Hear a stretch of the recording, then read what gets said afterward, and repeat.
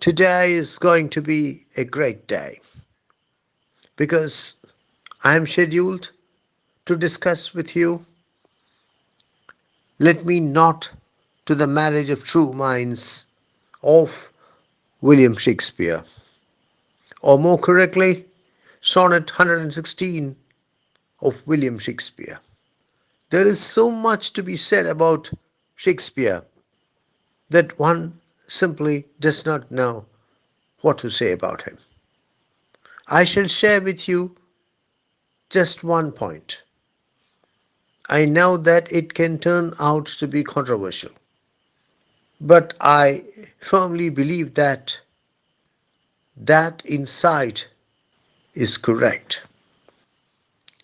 We are here concerned more with Shakespeare the poet than Shakespeare the dramatist. I would like to make a statement. Please listen to me carefully. The spectacular success of William Shakespeare the dramatist resulted in tragedy for William Shakespeare the poet. I repeat, the spectacular success of William Shakespeare the dramatist resulted in tragedy for William Shakespeare the poet. Of course, we accept that Shakespeare is a poet, is a great poet, perhaps one of the greatest poets of the world. But the fact remains that fundamentally we see him as a dramatist rather than as a poet. Had anyone else written all the poems that Shakespeare wrote, he would have been hailed as one of the world's greatest poets.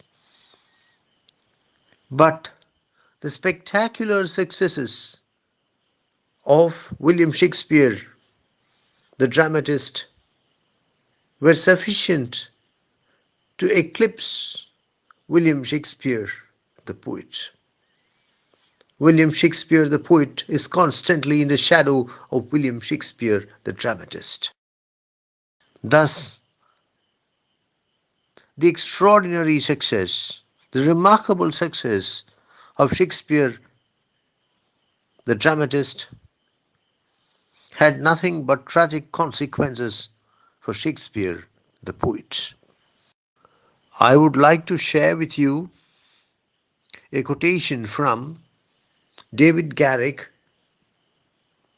the 18th century actor and theatre manager who was a die-hard fan of William Shakespeare and who went to the extent of building a temple to Shakespeare in the compound of his own house.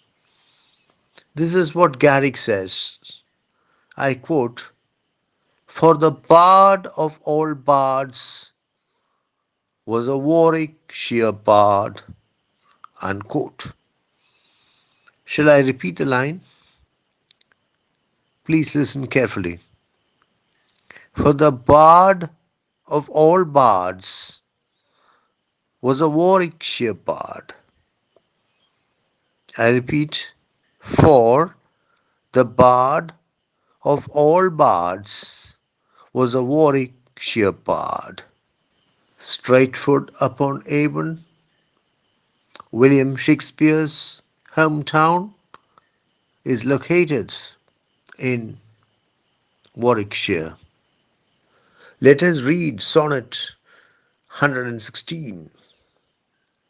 Let me not to the marriage of true minds admit impediments.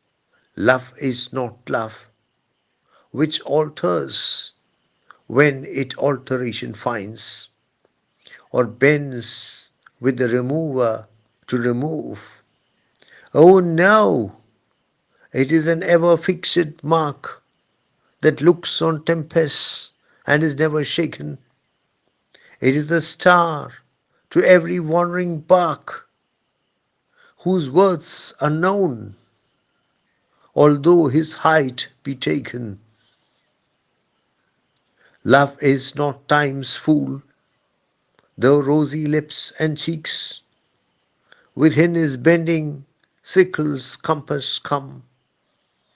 Love alters not with his brief hours and weeks, but bears it out even to the edge of doom. If this be error and upon me proved, I never writ, nor no man ever loved. Let me not to the marriage of true minds admit impediments.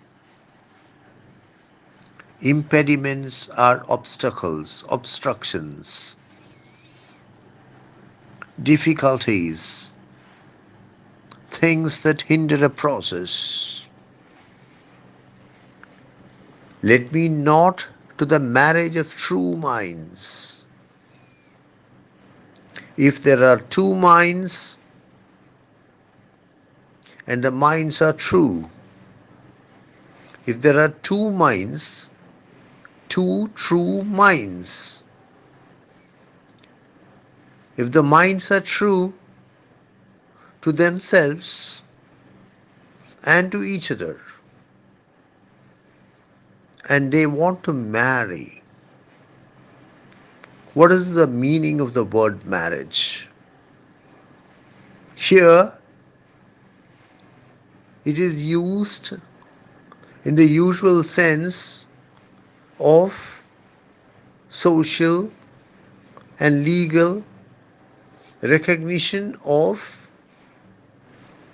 a relationship of wedlock between a man and a woman. But marriage can also mean just union. Let me not to the marriage of true minds admit impediments. Admit in the sense accept. The speaker says that he is not able to accept that there can be impediments, that there can be obstacles to the marriage of two minds if the minds are true minds. Marriage is, of course, a very physical thing, but it has to begin in the mind. The mind is where romantic love begins. The mind is where the decision to marry is taken. So the speaker says that he is unable to accept that there can ever be obstacles to the marriage of two minds if they are true minds. This passage can be interpreted in at least two ways. You can stress, emphasize the second word in the passage, the second word in the first line, me, and then read the passage. In that case, it would appear as the personal opinion of the speaker. You can also read the passage without stressing the second word of the passage, the second word of the first line, me, in which case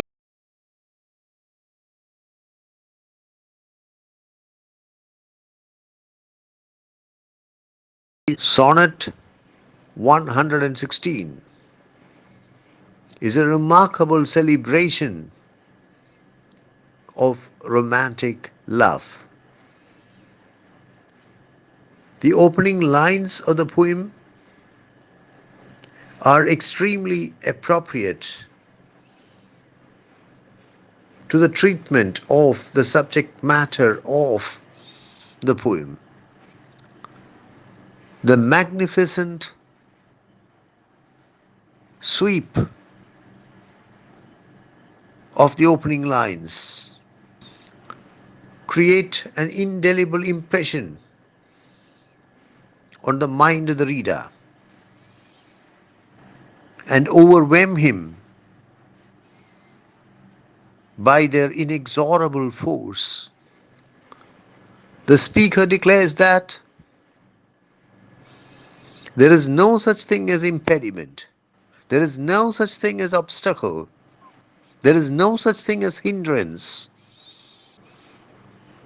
as far as romantic love is concerned, as far as true romantic love is concerned.